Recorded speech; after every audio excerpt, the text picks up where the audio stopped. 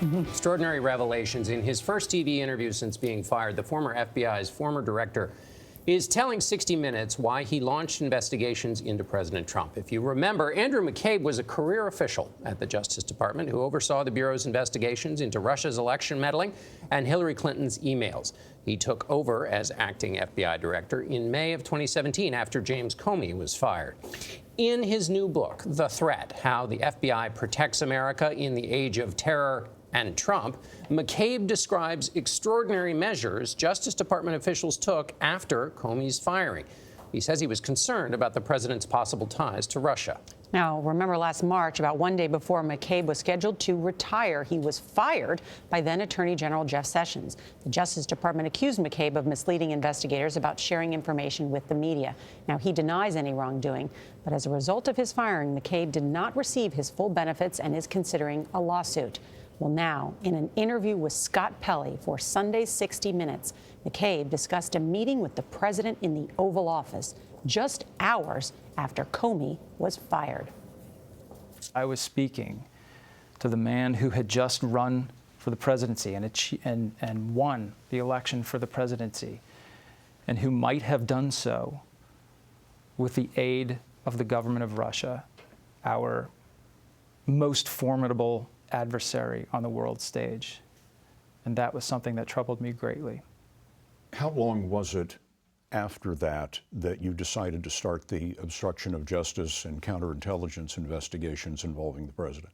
I think the next day I met with the team investigating the Russia cases, and I asked the team to go back and conduct an assessment to determine where are we with these efforts and what steps do we need to take going forward.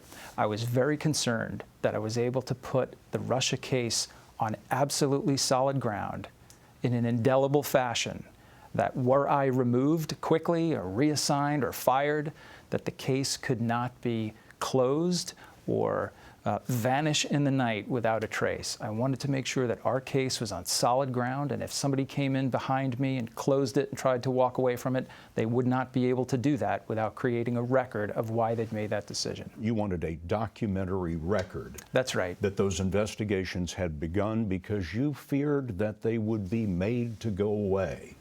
That's exactly right. The White House responded to the opening of that investigation, calling it a completely baseless investigation. But now we're hearing directly from McCabe as he tells his own story with Scott Pelley on 60 Minutes. Scott, good morning. Good morning. This is fascinating to see what you've learned in this interview. He was a career FBI professional. This is the first time, however, that he's confirmed he opened that investigation. Why? Well, it was about 8 days in May in 2017, right after Jim Comey was fired.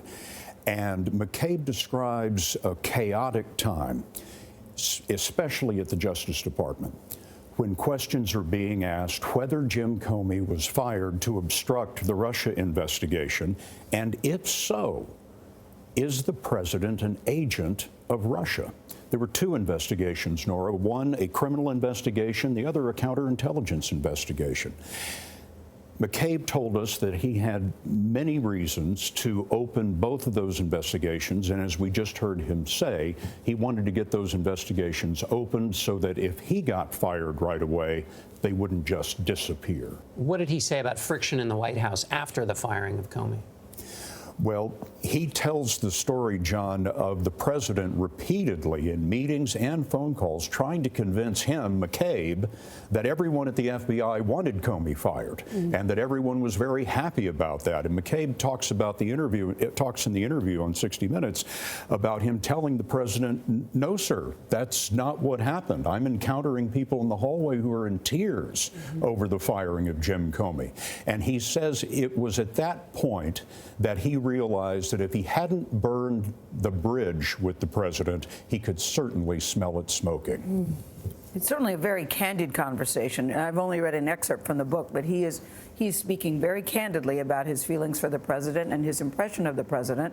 Was there anything in the interview that surprised you about what he was saying?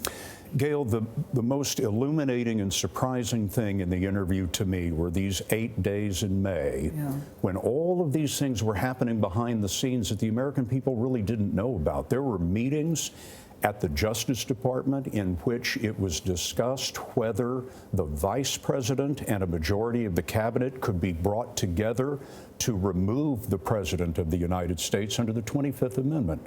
These were the 8 days from Comey's firing to the point that Robert Mueller was appointed special counsel.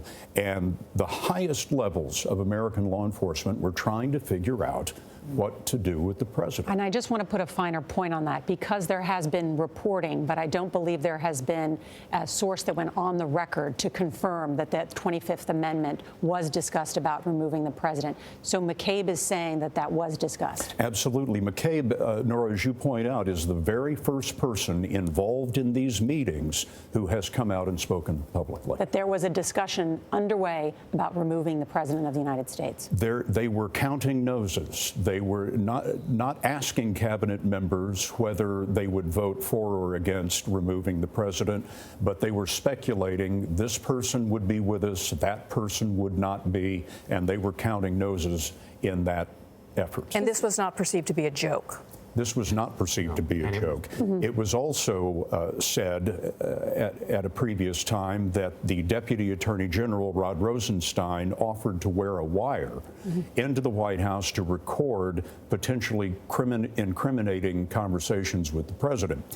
A statement was released after that was never serious, it was sarcastic, etc. McCabe, in our interview, says no. It came up more than once, and it was so serious that he took it to the lawyers at the FBI to discuss it. Mr. Rosenstein seems to deny that in a very carefully worded statement, though. It's very interesting how McCabe's version and Rod Rosenstein's version of that exchange. Well, Rod Rosenstein says that he never authorized wearing a wire into the White House, but that's not what we're talking about here. We're talking about discussing whether it was a possibility. Did you have a hard time keeping your face on straight while you're talking to him? Because he really says some jaw-dropping things. I did, Gayle, silently say to myself during the interview, I can't believe I'm hearing this. And it seemed as though he was trying to reinforce how surreal and abnormal all of this was. He'd never seen anything like this. He'd been in the FBI his whole career. He'd wanted to be there since he was in law school. He rose, he had a sterling career. He became head of the prestigious Washington field office, the head of counterterrorism, and rose all the way to the #2 position at the FBI. And this was, without a doubt, the most surreal moment he'd ever experienced. Can't wait to see it. Yeah, extraordinary interview and reporting. Scott, thank you, and to everybody at 60 Minutes. Great to be with you on CBS This Morning. Thank you. And McCabe reveals more of his conversations with the president in Scott's 60 Minutes report on Sunday. That's at 7, 6 Central, right here on CBS. Just a fascinating interview, and once again reiterating that the 25th Amendment, was something they were considering.